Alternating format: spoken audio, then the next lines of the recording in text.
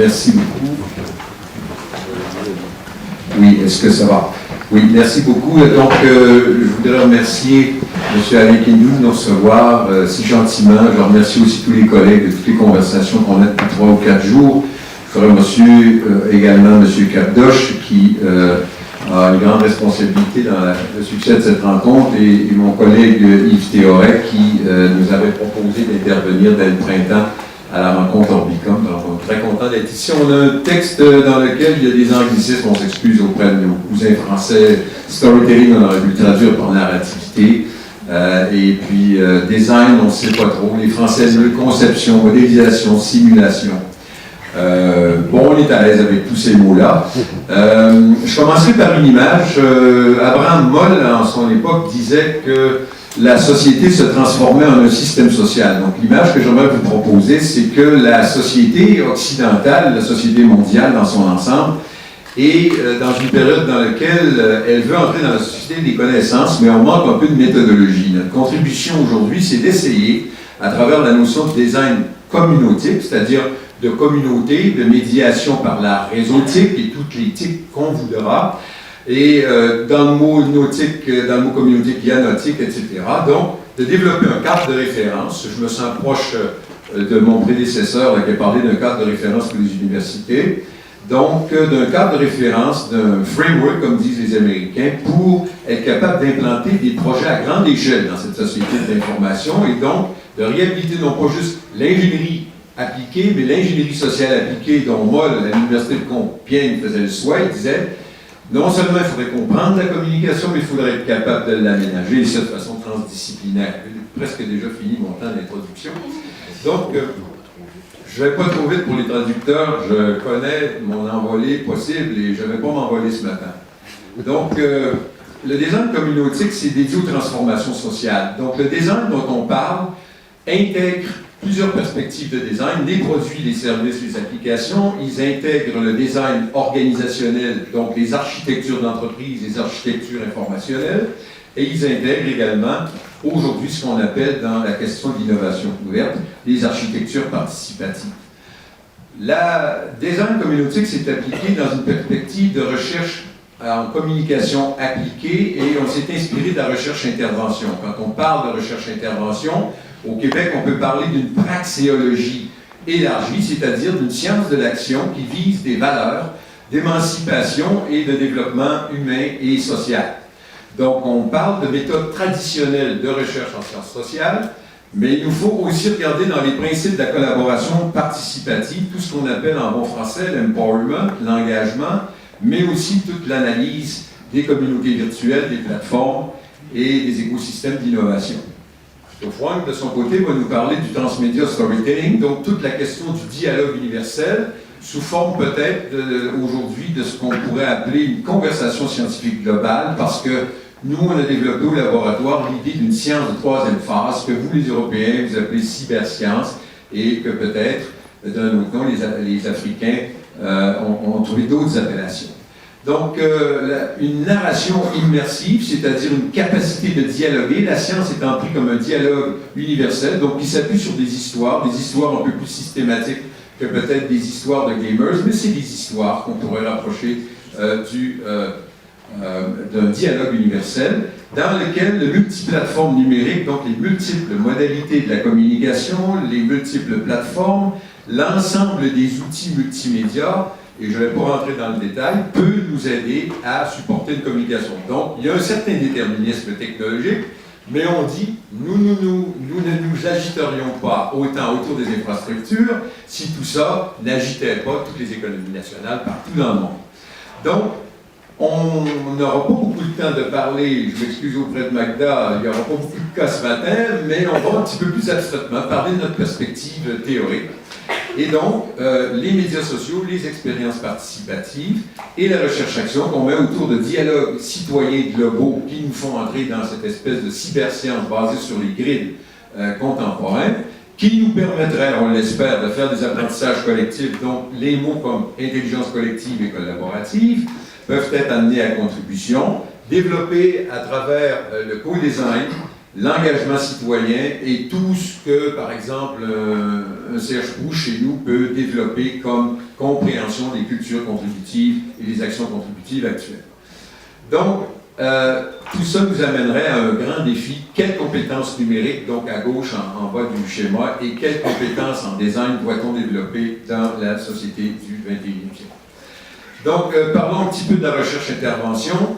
Grosso modo, qu'est-ce qu'on met dans la recherche-intervention? La participation, la recherche un peu systématique et l'action, j'y reviens dans quelques minutes, autour de l'idée de praxéologie, de pragmatisme qui nous amène du côté de la sémiotique à la française, de la sémiologie. C'est quoi une procédure typique de la recherche-intervention?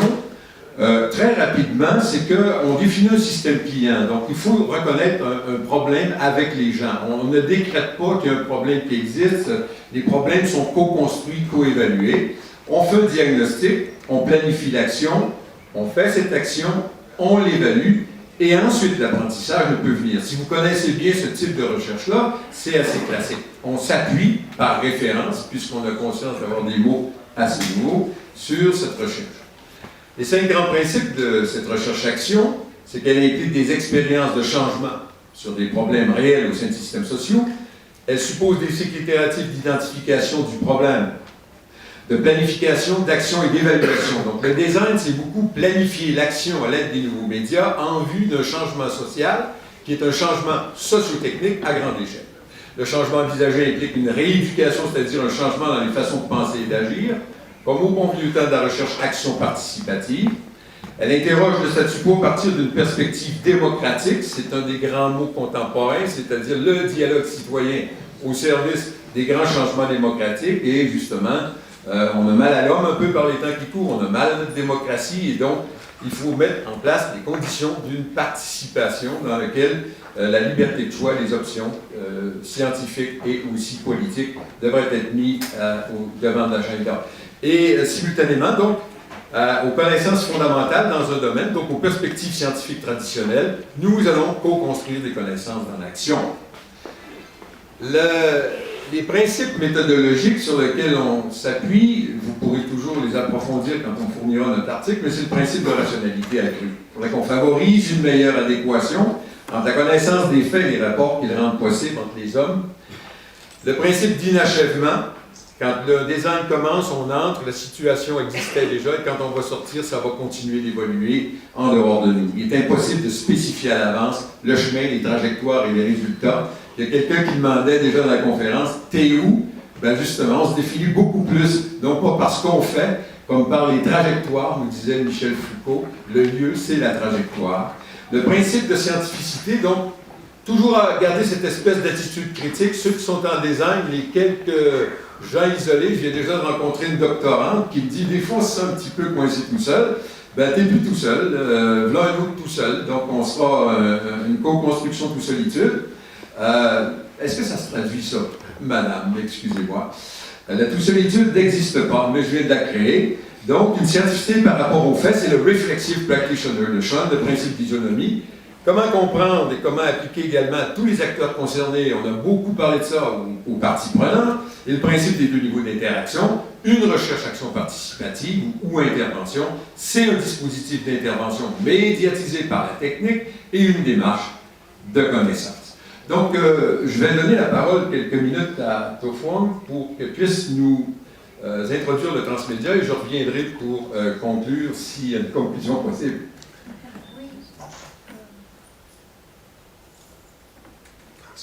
Oui, merci Pierre. Alors, je suis venue l'année dernière au laboratoire de la communautique appliquée, et nous avons travaillé ensemble dans le cadre du projet Design Communautique sur le transmedia storytelling.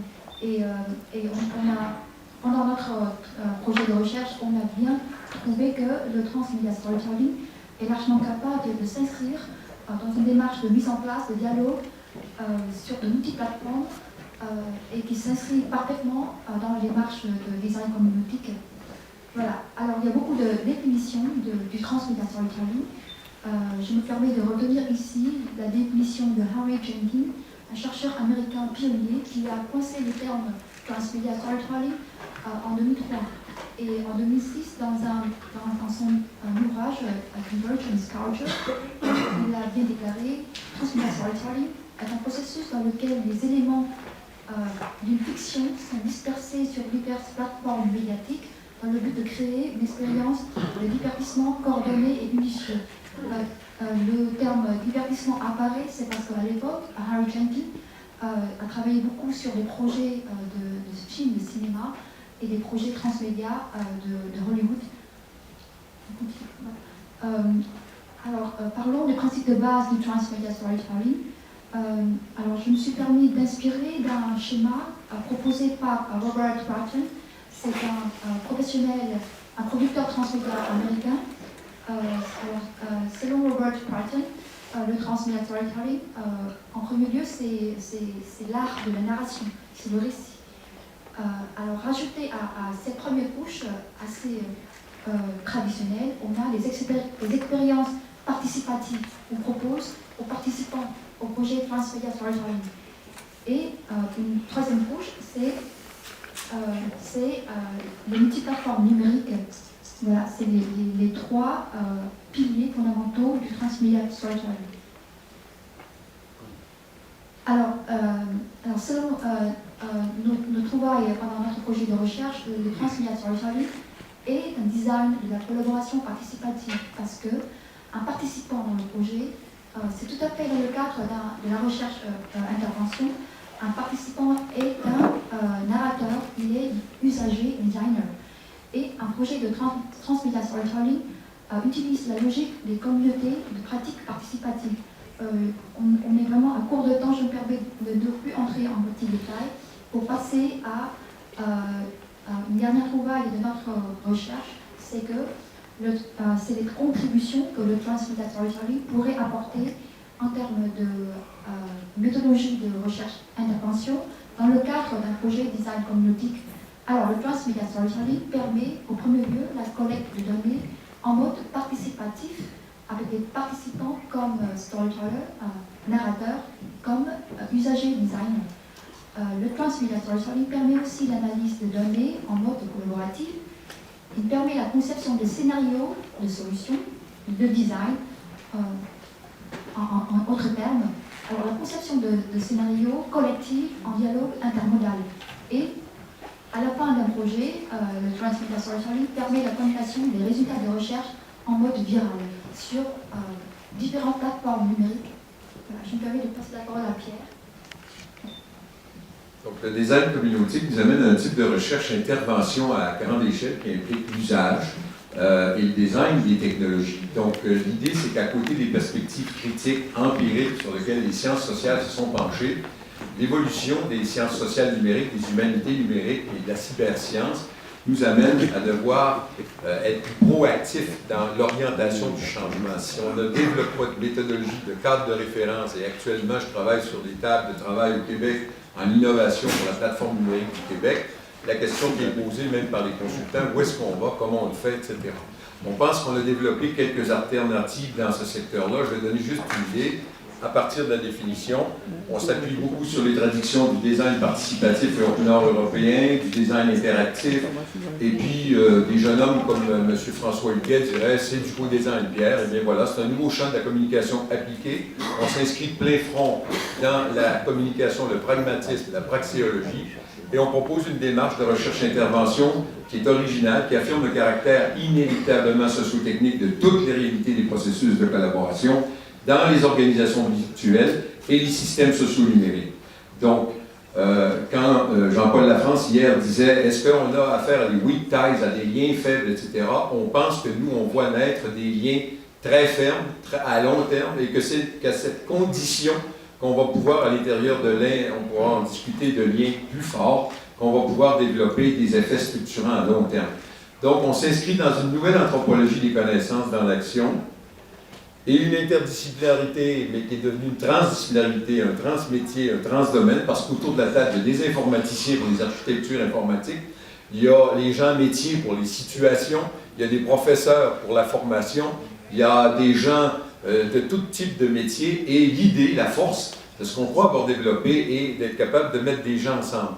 Et il faut que ça puisse, et il y a plusieurs doctorants ou jeunes professeurs africains qui, depuis le début, nous disent « faut que ça s'inscrive dans le cycle de vie, de la vie quotidienne des gens ». Donc, on a essayé de développer un véhicule heuristique, on a des belles images, ça nous réveille le vendredi. Donc, en sciences de la communication, je vais aller assez vite, c'est qu'au fond, on a traqué ce qu'on appelle un cycle de vie de projet dans l'architecture, le génie logiciel, on l'a traqué dans les projets à grande échelle, on a regardé comment on accompagne les architectes, les ingénieurs qui construisent des ponts. On a dit, nous, en sciences sociales, qu'est-ce que c'est? C'était la recherche intervention qui proposait un cycle de vie.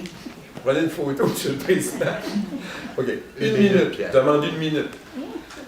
L'exploration, c'est l'exploration des besoins. Et donc, l'ensemble des évaluations qu'on a faites, du benchmark, du diagnostic qu'on a posé, nous a amené à découvrir que le numéro 7 dans les cycles de vie, c'est parce que tous les designers du monde entier ont le chiffre 7. Alors, j'ai dit, vu que le petit Jésus a créé le monde en 7 étapes, on va en avoir 7. Donc, on imagine des solutions, on essaie de trouver des modes de résolution de problèmes qui sont adaptés aux cultures locales, on essaie d'intégrer les technologies avec les méthodologies, et on modélise le tout. Et la modélisation, l'instanciation, c'est ça qu'il faut enseigner parce que les gens sont un peu mal à l'aise avec ça. Et on pense qu'on peut l'enseigner pour tous les gens. Et donc, on prototype, on fournit des preuves de concept. Vous l'avez dit tout à l'heure, c'est très relié à ce que vous avez dit. Et donc, on prototype à petite échelle. Donc, les sous, l'envergure de ce qu'on propose est vérifié à petite échelle et par palier de société, par niveau analytique et par prolongement analytique successif, on peut arriver au très haut niveau à proposer des solutions qui sont structurantes, plus globales, sans y laisser notre chemise et sans impliquer trop les gens dans des difficultés, des conflits, des obstacles qui sont inhérents au projet de grande échelle. Et vous pourrez voir, on a un livre qu'on vient de publier, qu'on a laissé en haut. Ce cycle de vie-là a été systématisé, mais il est clair que c'est une image sur une cinquantaine qui compose un cadre de référence qui propose des architectures dont je parlais brièvement hier en assemblée plénière et qui nous amène à vouloir proposer, on n'aura pas le temps, je ne sais pas si on est 40 secondes. 40 secondes, donc on va aller vers...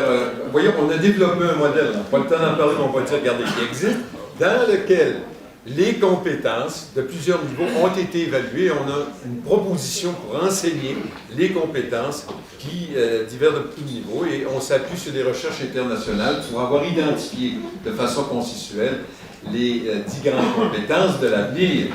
Et donc, à l'heure où tous les ingénieurs, où le monde entier nous parle de l'Internet of Things, puis Tim Berners-Lee, fondateur du web, pardon, c'est une belle beau lapsus, le verbe web, nous propose, je suis presque en train d'avoir une corde au cou, pour rester gentil. Alors, on voudrait proposer non pas juste un Internet of Things, mais un Internet of People dans lequel, je n'ai pas le temps de parler, mais la construction des villes intelligentes et des plans nationaux va bénéficier d'un design pour tous. Donc, le design pour tous, bon, je suis en train de